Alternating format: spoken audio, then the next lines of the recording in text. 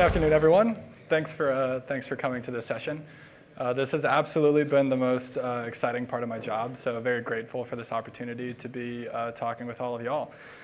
So, as you mentioned, this session is about creating data-driven task forces across your company that can work as engines for new BI work, training new employees, keeping up to date on ongoing process changes, the whole deal. The quick introduction about myself is I'm a BI analyst at Guild Education. About 16 months ago, we started the BI department at Guild. And so myself and my manager were hired to basically roll, like slowly but surely, looker out to the whole company. For probably about the first 10 months, it was just the two of us in a really rapidly growing company. And then in the past couple months, we actually have a lot of new folks on the team. So now the BI team is about 7 of us. And so to quickly talk about just an outline of what I'll be talking about today is I'm going to spend a few minutes talking about Guild Education as a company, then going to talk about the creation of the first BI task force, how that evolved and some of the learnings along the way, and then ultimately end with what I feel are some of the kind of the key takeaways from this experiment. So quickly, going to talk about Guild Education. So Guild Education partners with Fortune 1000 and similar sized companies like Walmart and Disney, and offers education as a benefit to their frontline workforce. So on the one hand, we partner with Fortune 1000 employers. On the other hand, we partner with nonprofit universities and learning providers. So everything from high school diplomas to trades programs to bachelor's, master's, and on. And the goal is to train sort of the next generation of workers for the jobs of the future. So for instance, like as a Walmart cashier, you would go through the Walmart portal and you would look at all your benefits, which is basically a Guild Education page. You would be kind of you'd instructed through sort of the different programs that are available to you. And ultimately, you can go back to school for free. So like as a Walmart cashier, you could go get your bachelor's in management. Walmart actually foots the bill for that. And it's a win-win because it increases employee retention and also training for jobs where there's huge vacancies right now, when there's a lot of jobs that are about to be automated away. So as one really critical element to this whole formula is the coaching that we offer at Guild, and that's sort of what I'm going to be focusing on today. So everything from sort of the very top of the funnel, where we're actually cold calling employees at Walmart and Disney, informing them about their education benefits, informing them about the different programs that are available to them. And ultimately, we sort of take them all the way through to actually being registered at these schools. And then we provide an ongoing kind of like career support, education support layer for the rest of that student's journey. And a lot of these students haven't been in school in 5, 10, in some cases like 30 or 40 years since they were last in a classroom.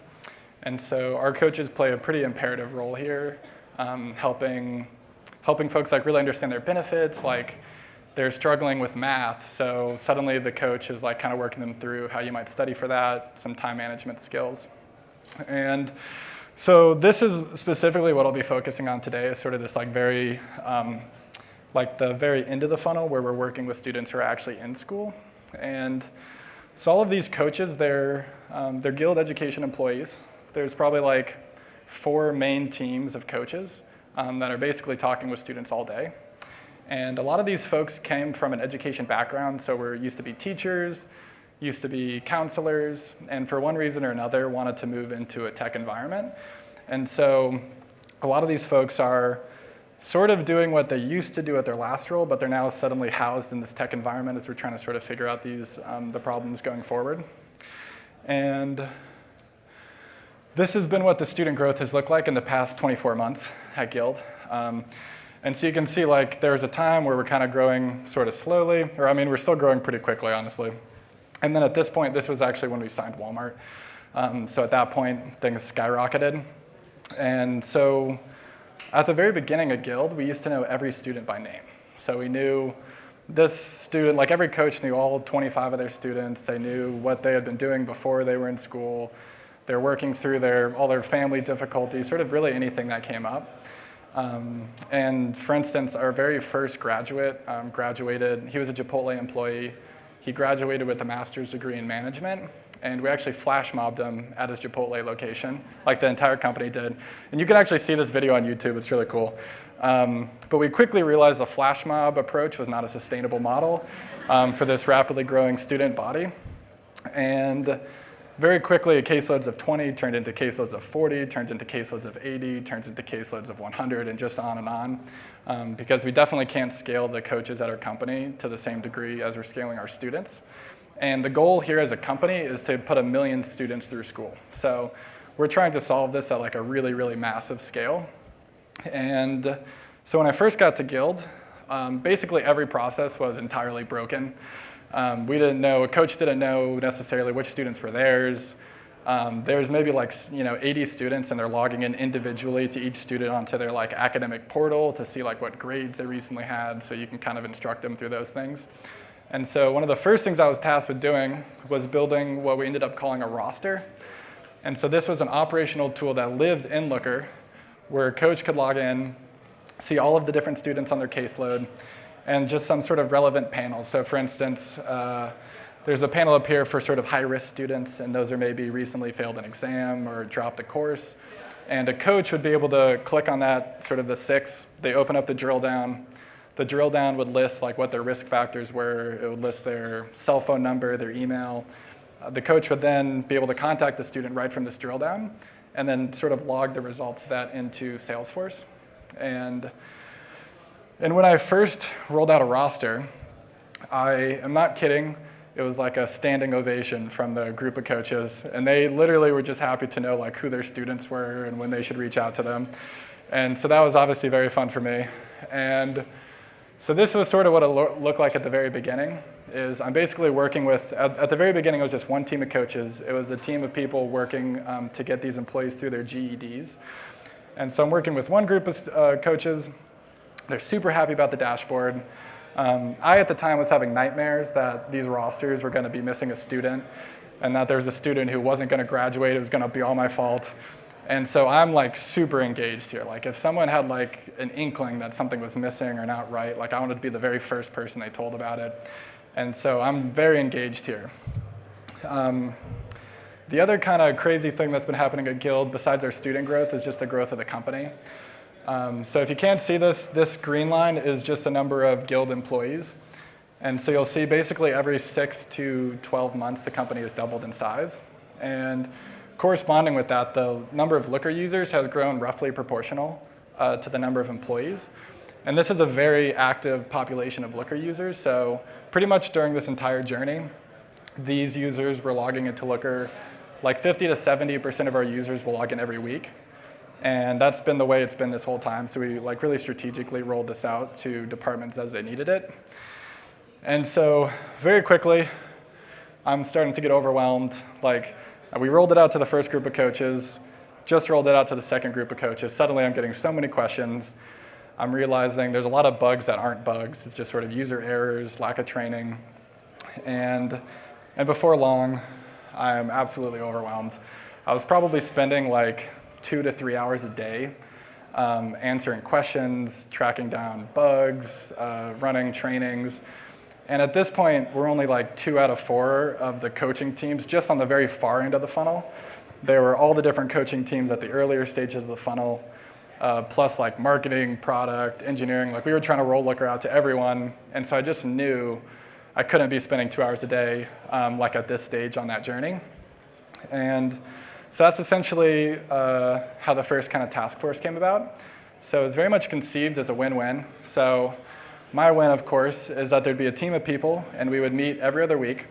I would train them on Looker, on data analytics, just like the tiniest amount of SQL, just whatever I thought would be relevant. And this group would basically act like, for the rest of the coaches, like any questions had to be funneled through these experts. And then these experts, in turn, are running trainings for the rest of their team, creating documentation on the ongoing Looker work.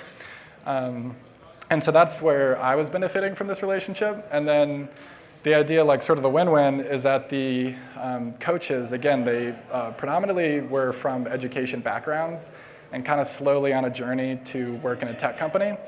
And so I was basically in the process, sort of a professional development exercise where I was very much hoping that the work on this team would be things that'd be included on resumes that could be used for these folks to go and get their next job, to be promoted in their current role. And so that's kind of how it started. And then this very quickly evolved into something that I didn't necessarily see coming. So for the very first quarter, it was kind of devised as a quarterly system where every quarter we would rotate who the coaches were. We'd sort of like reshift our priorities. And so it was 7 coaches and myself, and the coaches were just selected by the managers. I just went up to the managers and was like, who do you think like the 1 or 2 people on this team should be? And the goal was to have like 1 coach from every sub-team of these coaches. So that we had like a high school coach, we had a college start coach, a trades coach, master's coach, that sort of thing. And within probably 2 months of this group being formed, it was perfectly accomplishing what I wanted it to have done from the beginning. So within 2 months, they're answering all the questions for me. I suddenly have all this time to go do all the other stuff I had to do. They're running the trainings on their team. But then like really like right at the end of this quarter, it started shifting into something that ended up being way cooler. And I'm actually going to pick on Alex. Alex, do you mind standing up real quick? I'm going to embarrass you. So this is Alex. She was a coach. She was actually not originally part of the first quarter team, but she joined right at the end. And she ended up, her very first meeting on the task force, she basically puts up on a board like a fully redesigned roster. Like basically took what I had created, made an entirely new version that was way better, honestly, than the one that I had made, because she's working every day with these students. And it essentially put the whole group on notice that they could be doing a lot more than they had been so far. Like it really was very much like sort of a reactive force up to that point. It wasn't really proactive. And as soon as Alex came to the group, she basically showed everyone that we could actually be changing our outreach strategies here and making sort of big waves and leaving this reactive model. So into the second quarter, we expanded the number of coaches. So now there were 10 coaches. We created an application process because we found that sort of like the original process of just going to the managers, we ended up with a mixed bag of interest. Like some people kind of got voluntold to be part of the group. And weren't necessarily like super excited to be part of it. And so the application process was really geared to just have people that were like really interested, that were willing to put an hour of time into kind of talking about their thoughts. And at this point, leadership kind of started to realize some of the stuff that this team was doing. And I'd been meeting with Lauren, who was the head of this whole department of about 60 people, and kind of asked if she would want to start attending the meetings. So she started attending. And you can imagine that like if your boss's boss is in the room, you're sure as hell going to do your homework from kind of the previous week. So suddenly this group like really started, like everyone's like super focused, and the meetings kind of took a different form. Like so in this first quarter, it was a ton of training. Like I probably talked like 60 to 70% of the time. We're going through like best practices, all this other data work. By the time like the second quarter was fully in effect, I'm saying almost none of the words in this meeting. Like it almost felt like kind of like the general's table where we're all sitting around. I'm basically just facilitating. Like we'd go around the room, each person would kind of talk about the project that they're working on. We'd have a group discussion wherever we needed it. And then there'd be maybe some training sprinkled in there. I would sort of try to figure out what training might make sense at the time after listening to sort of the responses. And then at the very end of the meeting, we would just make sure everyone knew what to do for the next 2 weeks. And so this ended up kind of being like a 2-week sprint cycle. And I'll talk about some of the outcomes of this on the next slide. But got a ton of stuff done, and I did like none of it. Like it was like, hey, can we get this field and that field and this field? I would just go and add the fields, keep focusing on other projects, and there's this whole other stuff happening with these rosters. And so for the Task Force 3.0, we left the quarter system. It got exhausting explaining why our quarter was ending like 8 weeks longer than everyone else's quarter. So we just changed the name. So it's the Task Force 3.0. We ended up adding a Trello board to manage the workflow. We had 3 to 4 focus kind of sub-teams on that group. And we actually, right at the end of the second quarter, the BI team ended up hiring Alex onto our team. We just poached her from Coaching World. And so for this Task Force 3.0, Alex has actually been running it. And so it's super exciting to kind of pass leadership off. In that way, we definitely, given the successes of the second quarter, we actually got a little lost in the sauce here for this 3.0. We ended up deleting the Trello board. We removed the sub-teams. And we ended up, it looked a lot like the second quarter did. Except now Alex is running it. So here are the kind of the somewhat expected outcomes, as I've mentioned. I only put somewhat because this was really an experiment for me.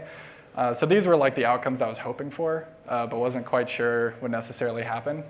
So as I mentioned, I hardly get any questions. I don't do any of the trainings. The team does their own documentation. And there just generally was kind of an increased level of awareness about how people were thinking about things. So for instance, like a question used to be, like, why can't we track this student? And suddenly the question was, how do we standardize the collection of this information such that we can track this student?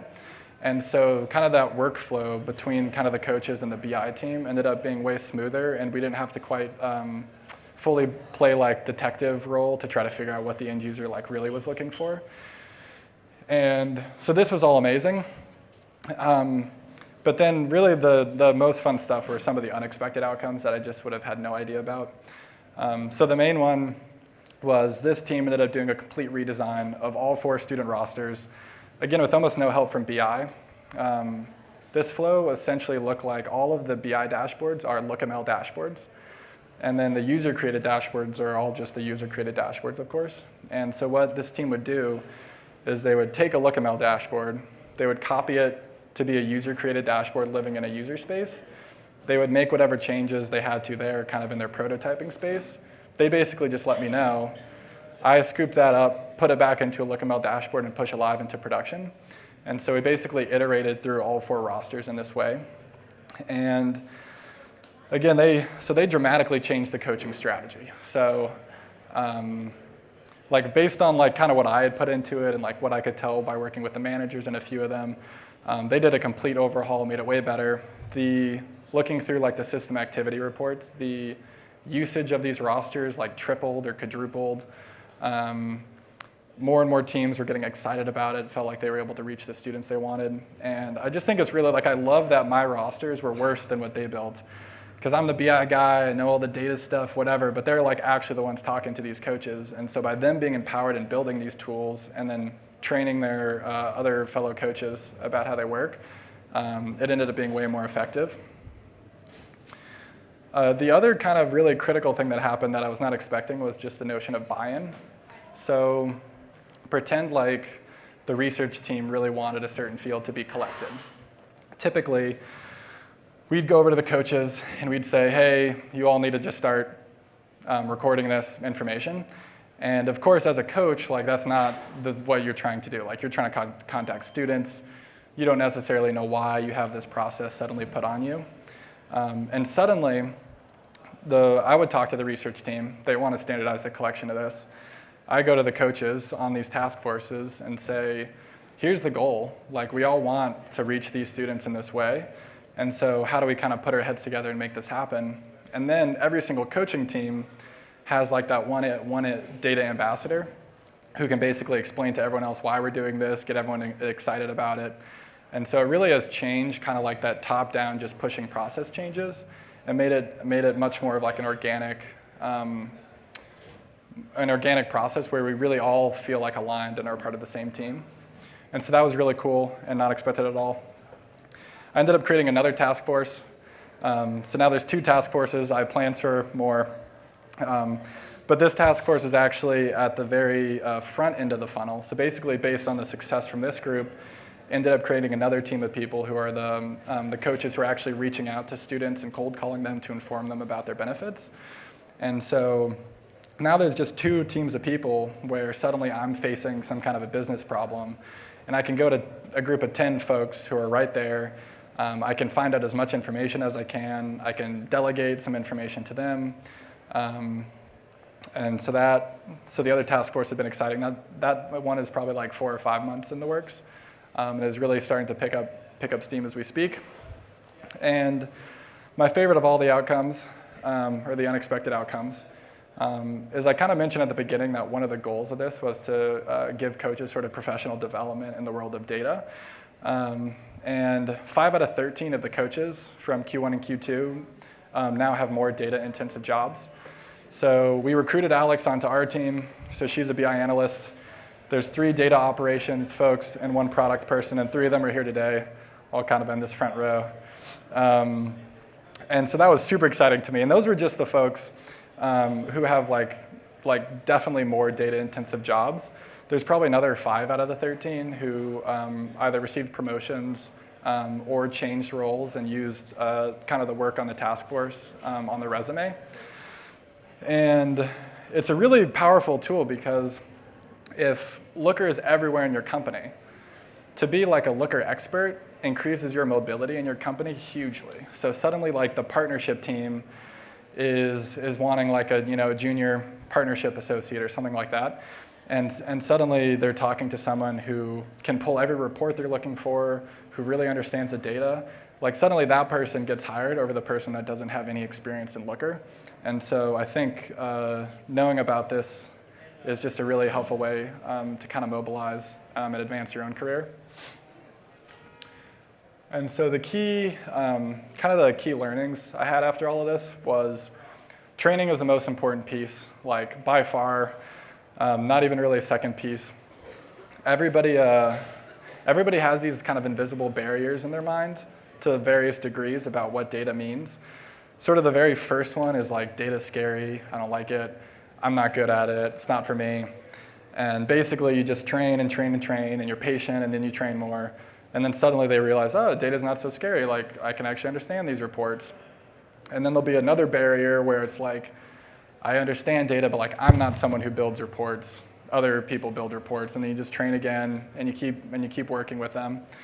And you can take someone who wouldn't even like log into Looker, they were so scared, and suddenly that person is building dashboards and teaching the rest of their team how to work with analytics.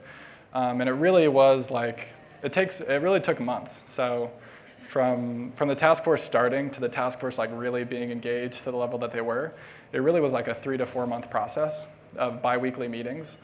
But ultimately, all of that time has already paid for itself like hugely. Like for me to do the work that this team did would have been months of work. And instead it was a bi-weekly meeting where I'm working with these coaches to train them on Looker and data. So the second key learning here is that Looker will have a brand at your company. And it's really important to grow this brand strategically and to do everything you can to protect this brand. Part of the reason these task forces worked is that Looker was seen as like a cool, exciting thing to be a part of. People wanted to work with data. They wanted to learn more about it. Leadership was super supportive of Looker. In fact, the head of technology at our company, she made it a condition to her actually being part of our company that our company had to adopt Looker. And so really from the very beginning of Looker being at our company, it was promoted far and wide. And that was huge for just the rest of the company's adoption and the level of engagement. And a few key data ambassadors make a huge difference. So Alex really took the task force from being one sort of a thing to being another type of thing. And there's a lot of other folks like that at the company as well. And it's super important to find those people who can really like take it and just run with it. And who learn fast and spread the information to their fellow teammates. And so sort of just want to end on kind of this notion of rethinking the BI paradigm. And there's a lot of, I think a lot of these talks at this conference are sort of converging on a sort of a similar idea, which is like BI is not really even about BI. Like it's not about the dashboards and the reports. And it's kind of there's really this bigger thing happening that has to do with the relationships between people. And so this was kind of the old model I had of BI, where this is BI. So that's like Jack and I. These are all the end users. The end users are a wild bunch. They're making all kinds of Google Sheets and reports and Salesforce reports and doing all kinds of crazy, disorganized things. Meanwhile, like the BI team, like we build things right. It's very strategic. We all are like aligned on strategy and principles. And I saw the relationship from these two sides being like, they have needs, they don't quite know how to express them. They're just throwing stuff at the wall. We're sort of handing dashboards out the other side. And so I thought like this was really where BI was happening, kind of on this side of the wall. And through my work with the task forces, I realized it really just looks like this. So like on the very far side, our end users, like they're there every day with the problems. They know what works for them. They maybe don't necessarily know how to express it, And they also react very quickly to sort of any ongoing process changes, just because they're living and breathing the environment they're in. On this side of the world, things happen very slowly, but they happen accurately, they're organized, we're not duplicating work. And I really think like the model of BI is about trying to figure out like where to place on this sort of continuum, the place where a project should go. So for instance, for like a team report that like 3 people are looking at, that can be the users all the way on the one side. Whereas if something's like a financial dashboard that's going to the board, then that's something farther on this side of the spectrum. But it's really kind of about creating the spectrum and being able to kind of place sort of work like happening at this level of it, if that makes sense. And then basically by doing that, the end users are empowered. The BI team is happy because users understand more about the architecture and things are getting done way faster than we would have been able to do alone. And ultimately, everyone wins and is happy. And that's all I have for you today. But thank you very much for coming.